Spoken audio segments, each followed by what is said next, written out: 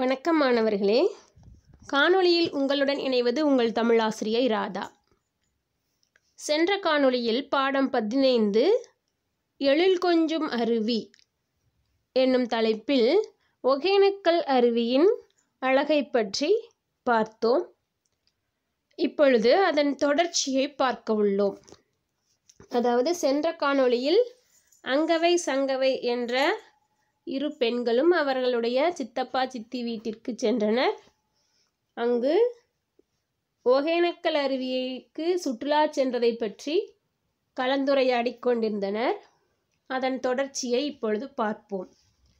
சித்தப்பா சொல்றாரு, மலையின் உச்சியிலிருந்து வெள்ளியை உருக்கி ஊற்றியது போல பேரிரைச்சலுடன் கீழ் நோக்கி விழும் அருவி பார்க்க பார்க்க அழகு இல்லையா அப்படின்னு கேட்குறார். அதாவது மலையினுடைய உச்சியிலிருந்து அருவி நீரானது மேலிருந்து கீழ் நோக்கி விழும் பொழுது வெள்ளியை அப்படியே உருக்கி ஊற்றின மாதிரி அழகா இருக்கும்.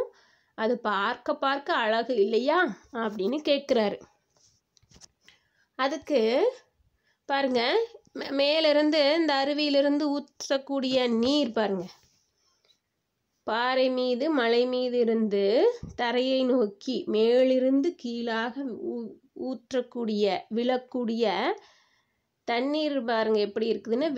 வெள்ளை கலரில் இருக்கும் இல்லையா, சில்வர் அப்படின்னு நீங்கள் இங்கிலீஷில் சொல்லுவீங்க, அதை தமிழில் சொன்னால் வெள்ளியை அப்படியே உருக்கி மேலிருந்து ஊற்றின மாதிரியான அழகு அப்படின்னு சித்தப்பா சொல்கிறாரு. அப்போ அங்கவை சொல்கிறாங்க, ஆம் சித்தப்பா, அழகோ அழகு அப்படின்னு சொல்கிறாங்க. அழகோ அழகுனா ரொம்ப ரொம்ப அழகாக இருந்துச்சு அப்படின்னு சொல்கிறாங்க.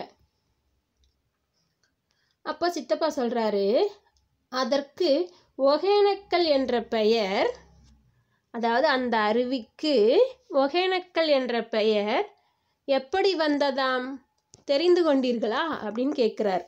நீங்கள் போயிருந்த அந்த ஒகேனக்கல் அருவின்னு சொல்கிறீங்க, அந்த அருவிக்கு ஒகேனக்கல்ங்கிற பெயர் எப்படி வந்துச்சு, அதை கேட்டு தெரிஞ்சுக்கிட்டீங்களா அப்படின்னு கேட்குறாரு. அப்போ அங்கவை சொல்கிறாங்க, ஒகேனக்கல் என்பதற்கு புகையும் கல் பாறை, ஒகேனக்கல் என்பதற்கு புகையும் கல் பாறை என பொருள். கன்னடத்தில் ஓகே என்பது புகையாகும். கன்னட மொழியில் ஓகே அப்படின்னா புகை என்று பொருள். அருவி நீர் கல் பாறையில் பட்டு, அதாவது மேலிருந்து கீழே விழக்கூடிய அருவி நீர் பக்கத்தில் இருக்கக்கூடிய பாறை கல் அதனுடைய மேல் பட்டு தெரித்து விழும். அந்த வெண்புகை போல தோற்றம் அளிக்கும். அந்த புகை மாதிரியான அந்த தண்ணீர் பாறை மீது பட்டு தெரித்து விழுவது எப்படி இருக்கும் அப்படின்னா வெண்புகை போல தோற்றம் அளிப்பதால் தான் இப்பெயர் வந்தது ஒகேனக்கல். ஒகேனா புகை, கல்லுனா பாறை, பாறை மீது விழக்கூடிய புகை அப்படிங்கிற மாதிரி, பாறையிலிருந்து வரக்கூடிய புகை அப்படிங்கிற மாதிரியான பொருளில் தான் ஒகேனக்கல் என்ற பெயர் வந்தது அப்படின்னு சொல்கிறாங்க. கன்னடத்தில் ஒகே என்பது புகையாகும். அருவி நீர் கல்பாறையில் பட்டு தெரித்து வெண்புகை போல தோற்றம் அளிப்பதால் தான் இப்பெயர் வந்தது அப்படின்னு அங்கவை சொல்கிறாங்க. பாருங்க, நீங்கள் பார்த்துட்டு இருக்கிற இந்த படத்தில் அந்த தண்ணீர் அருவி நீர் கீழே விழும் பொழுது பாறைகளில் பட்டு தெரிக்குது இல்லையா, அப்படி தெரிக்கும் பொழுது நடுவில் பாருங்கள் அப்படியே புகை மண்டலம் மாதிரி மேலே நமக்கு தெரியுது. வெண்புகை அப்படியே போகிற மாதிரி, அந்த மாதிரி புகை வந்தால் அதுக்கு கன்னடத்தில் பேர் ஒகே. ஒகே என்றால் வெண்புகை, வெள்ளை நிற புகை அப்படின்னு அர்த்தம். இந்த மாதிரி தான் அது தண்ணீர் தெரிக்குது, அதனால தான் அதுக்கு ஒகேனக்கல் என்று பெயர் வந்தது. காவிரி ஆறு நாம் இப்போ பார்த்துட்டு இருக்கிறது எது? காவிரி ஆறு கர்நாடகத்திலிருந்து தமிழ்நாட்டு எல்லைக்குள்ளே நுழையக்கூடிய இடத்துக்கு பேர் தான் ஒகேனக்கல். அங்கே நீர்வீழ்ச்சியெல்லாம் நிறைய இருக்குது. அதை பற்றி தான் இப்போ நம்ம படிச்சுட்ருக்குறோம். இந்த காவிரி ஆறு கர்நாடகத்தில் உள்ள குடகு மலையில் தோன்றி இங்குதான் தமிழ்நாட்டு எல்லைக்குள் நுழைகிறது.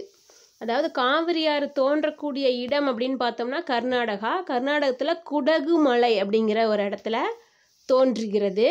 அப்படி தோன்றிய கர்நாடகத்திலிருந்து வரக்கூடிய அந்த காவிரி ஆறு தமிழ்நாட்டு எல்லைக்குள்ளே வந்து நுழையும் இல்லையா, அது எந்த இடத்துல நுழையுதுன்னா ஒகேனக்கல் அப்படிங்கிற இடத்துல தான் வந்து தமிழ்நாட்டுக்குள்ளே காவிரி ஆறு வருது.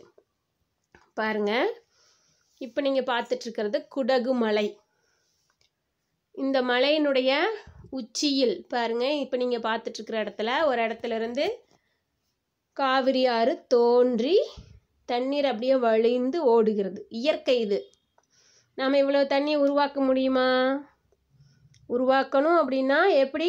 நிறைய மரம் வளர்க்கணும். அந்த மரத்திலிருந்து வரக்கூடிய சில்லென்ற காற்று வானத்தை நோக்கி மேலெழும்பி அங்கே குளிர்ச்சி அடைந்து மீண்டும் மழையாக பொழியும். அப்படித்தான் நம்ம தண்ணி உருவாக்க முடியும். ஆனால் இங்கே எப்படி அப்படின்னா மலையினுடைய உச்சியில் மலையினுடைய பரப்பு, அதாவது மண் தரை சொல்லுவோம் இல்லைங்களா, அந்த இடத்துல இருந்து பாறைகளுக்கு இடையே தோன்றி அங்கிருந்து வரக்கூடியது தான் இந்த காவிரி ஆறு. நீங்கள் பார்த்துட்ருக்கிற இந்த இடம் குடகு மலையில் காவிரி ஆறு உருவாகக்கூடிய இடம். இப்படி உருவான காவிரி ஆறு பாருங்கள், இந்த இடத்துல 2 படம் இருக்குது உங்களுக்கு. முதல் படத்தில் பாருங்கள் அப்படியே நிறைய வழிந்து வருது. 2வது படத்தில் தமிழ்நாட்டு எல்லைக்குள்ள இந்த காவிரி ஆறு நுழையும் இடம் அப்படியே உள்ளே வருது. அந்த இடம் தான் பாருங்கள், 2 பக்கமும் பாறைகள் நிறைந்த இடம். இப்படி பாறைகள் நிறைந்த இடத்துல தான் அது பட்டு தெரிக்குதுன்னு நம்ம சொன்னோம். இந்த இடத்துக்கு பேர் தான் ஒகேனக்கல். சங்கவை சொல்கிறாங்க, உல்லாச பயணிகளை பெரும் ஆரவாரத்தோடு வரவேற்கும். உல்லாச பயணிகள் அப்படின்னா சுற்றுலா பயணிகள், இன்ப சுற்றுலா, போய் உல்லாசமாக ஜாலியாக இருந்துட்டு வர்றதுக்காக நம்ம போகிறோம் இல்லைங்களா, அதுதான் உல்லாச பயணிகளை அப்படின்னு சொல்கிறாங்க. பெரும் ஆரவாரத்தோடு, நம்ம அருவி நீரில் போய் குளிக்கிறதுல நமக்கு ரொம்ப பிடிக்கும் இல்லைங்களா, அப்படியே சத்தம் போட்டுக்கிட்டு குதூகலமாக குளிப்போம். அந்த மாதிரி நாம் போகிறதுக்கு முன்னாடி அங்கே அருவியிலிருந்து விழக்கூடிய நீர் வந்து பெரிய சத்தத்தோடு விழுது. அது வந்து பெரும் ஆரவாரத்தோடு நம்மளை வரவேற்கிற மாதிரி இருக்குதா. பெரும் ஆரவாரத்தோடு வரவேற்கும் நீர்வீழ்ச்சியில் தண்ணீர் கொட்டும் காட்சி அற்புதமாக இருக்கும். அதாவது மேலிருந்து சத்தத்தோடு விழக்கூடிய அந்த அருவி நீர் நம்மளெல்லாம் வரவேற்கிறதுக்காக ஆரவாரத்தோடு விழுது. அந்த மாதிரி அந்த தண்ணீர் கொட்டும் காட்சி பார்ப்பதற்கு அழகாக அற்புதமாக இருக்கும் அப்படின்னு சொல்கிறாங்க. சரி மாணவர்களே, இந்த பாடத்தினுடைய தொடர்ச்சியை மீண்டும் அடுத்த காணொளியில் பார்ப்போம். பாருங்கள், இந்த ஒகேனக்கல் சுற்றுலா பகுதியில் சுற்றுலா பயணிகள் வந்து பரிசல் மூலமாக போய் சுற்றி பார்த்துட்டு வராங்க. சரிங்களா? மீண்டும் அடுத்த காணொளியில் சந்திப்போம். நன்றி.